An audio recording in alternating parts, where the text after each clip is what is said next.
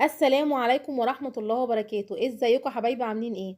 اهلا بيكم مع عزة فهمي واسرار المطبخ. هنبدأ بالصلاة والسلام على رسولنا الكريم. اللهم صل وسلم وبارك على سيدنا محمد. يا صباح الفل، يا صباح الجمال، احلى صباح عليكم. صباحكم مشرق بنور الله. انا ابتديت النهارده اليوم بتاعي والروتين بتاعي معاكم بالمشروب السحري ده. بجد مشروب جامد جدا وهايل ومفيد قوي. خليكم معايا في الفيديو، هقول لكم المشروب ده عبارة عن ايه وانا حاطه فيه ايه ومفيد لايه. ماشي. انا هنا بوريكم المطبخ بتاعي، مفيش مواعين. انا كنت عامله الصبح لاولادي، هم رايحين مثلا سندوتشات و... وفطرت، ومفيش اي حاجه في المطبخ هتتعمل غير مواعين وحبه حاجات كده ايه بسيطه. بس انا ايه، قبل ما ابدا المطبخ بتاعي زي ما اتفقت معاكم، هنشر الغسيل بتاعي الاول. الشمس طالعه والجو جميل جدا. هحط الغسيل على الحبل، ياخد وقت عشان اخر اليوم المه، عشان مش بحب الغسيل يبات على الحبل.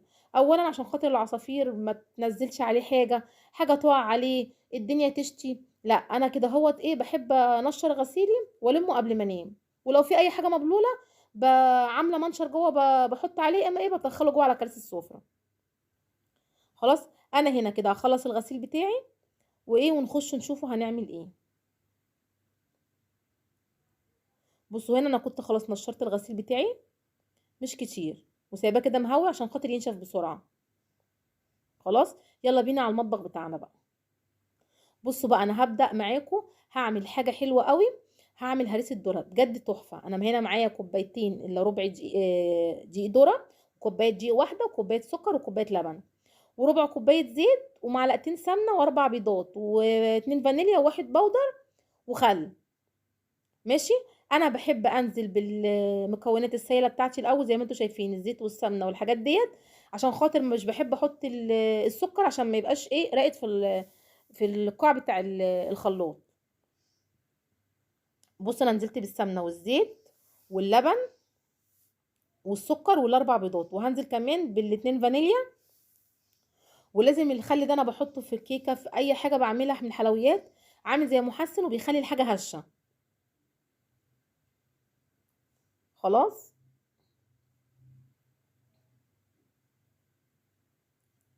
ماشي. انا هضرب مع بعض المكونات السائله دي كويس قوي مع بعض، وبحضر المكونات الجافه مع بعض. خلاص.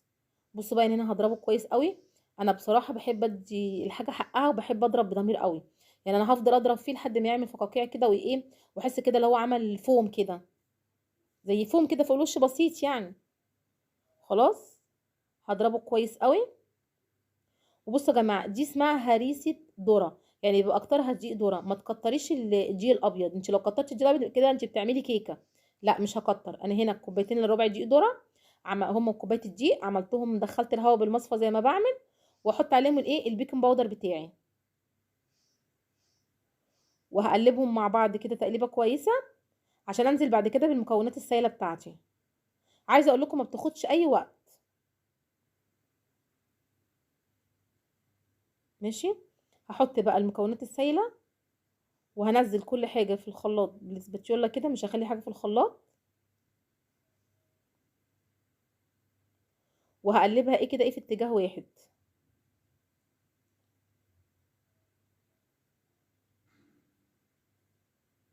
بصي وانتي بتقلبي كده بالمضرب برضو، بتجيبي الاسباتيولا وبتجيبي الدقيق والحاجات الراقده ايه من تحت، وبعد كده بتقلبي تاني بالمضرب.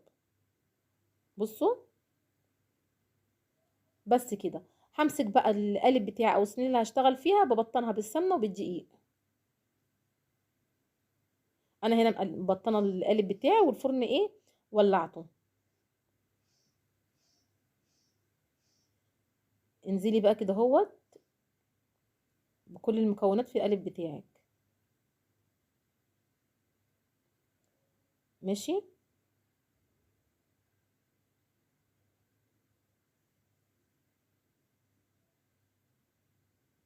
خلاص.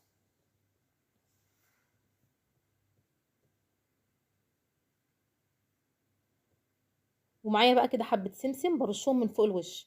اولا بيدي شكل حلو قوي، ثانيا مع هرسه الذره السمسم بيبقى طعمه تحفه، وما بتيجي تاكلي كده بتحسي بقرمشه. والمفروض عايزه اقول لك حاجه، وانا برضو بعمل المكونات برضو بحط في قلبها بتبقى حبه سمسم، بتبقى كويسه. بس انا هنا نسيت احط حبه السمسم اللي بحطهم من جوه. خلاص. وهدخلها بقى الفرن تاخد وقتها واكمل بقيه شغلي في المطبخ. انا هنا معايا حبه مواعين هغسلهم معاكم. مفيش مواعين، هما المواعين بتاعت الفطار واللي انا عملت فيهم ايه، الهريسه. ماشي. انا اللي خلاني قمت عملت هريسه وحاجه حلوه، كنت قايمه محتاره في، ببقى عايزه حاجه مثلا اخر اليوم كده نشربها مع حبه شاي بلبن، مع حبه شاي، حاجه نقوم نفطر بيها الصبح، نغير بقى الجبنات والفول والفلافل، وكنت عامله مربى، بنفطر مربى وكريمه كتغيير يعني. وبما اني عندي اكل فقلت ايه ابدا بالحاجه الحلوه. فانا عملت هريسه الذره، ها، واكلي موجود في البيت. فايه بعمل حاجه، الحاجات اللي بمشي بنظام بترتيب كده اهوت، لان انا كنت بادئه يومي من الصبح بدري. قمت الصبح وديت ولادي المدرسه ونزلتهم وجيت. طالما عندي بقى اكل قلت انام لي حبه كده اهوت واقوم نزلت اشتريت حبه حاجات من تحت وايه، ورحت جبت ولادي وجيت فطرتهم. وبقيت اشتغل بقى ايه في المطبخ بتاعي واحده واحده. عايزه اقول لكم انا عشان بروح وباجي اودي ولادي الدروس والمدرسه، اليوم بتاعي مفهوش، فلازم ان انا انظم وقتي. يبقى مثلا عندي اكل اعمل حاجه حلوه.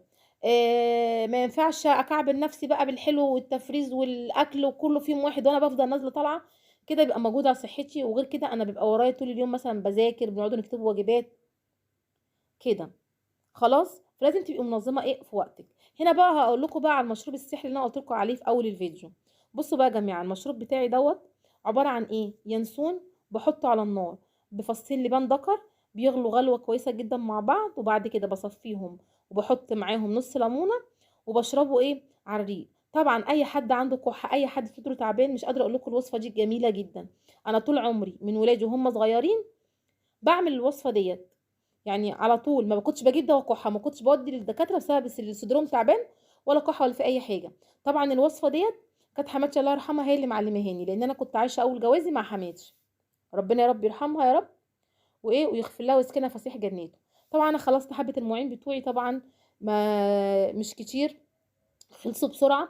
وهمسح برضو البوتاجاز بتاعي مسحه كويسه، وايه وانا مدخله الصينيه في الفرن يا دوبك هتاخد وقتها وهطلعها، ما بتاخدش اكتر من 20 دقيقه.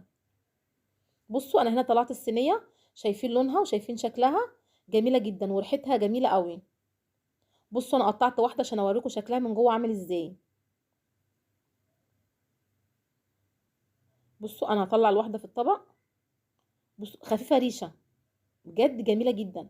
وبصوا مفرغه من هو جوه، بصوا فيها، بصوا تحس كده فيها فراغات، يعني السمك بتاعها حلو قوي، جميله جدا كده. وبصوا ولا لازقه في الصينيه ولا اي حاجه، وشكلها جميل جدا وكانت تحفه. بجد جميل، الحاجات الحلوه قوي اللي ولادي بيحبوها وانا بحبها جدا على فكره. خلاص. انا هنا بقى طبعا كان عندي الاكل بتاع الرخامه، وشطبت الحوض بتاعي وهرستي خلصت ومواعيني خلصت وبوتاجازي كمان خلص. وبغلي اللبن كمان على النار. بحب اجيب اللبن اغليه قبلها بيوم او بيومين واسيبه في التلاجة يعملي الوش القشره الحلو دوت، عشان بعمل منه السمنه، شايفين. وانا هنا بصوا كنت خلصت اليوم بتاعي والروتين بتاعي. يا رب الروتين بتاعي يكون عجبكم وخفيف على قلبكم، وفي حاجات في فادتكم، وما تبخلوش عليا بالكومنت والدعوه الحلوه بتاعتكم واللايك والاشتراك والشير لقناتي. والسلام عليكم ورحمه الله وبركاته.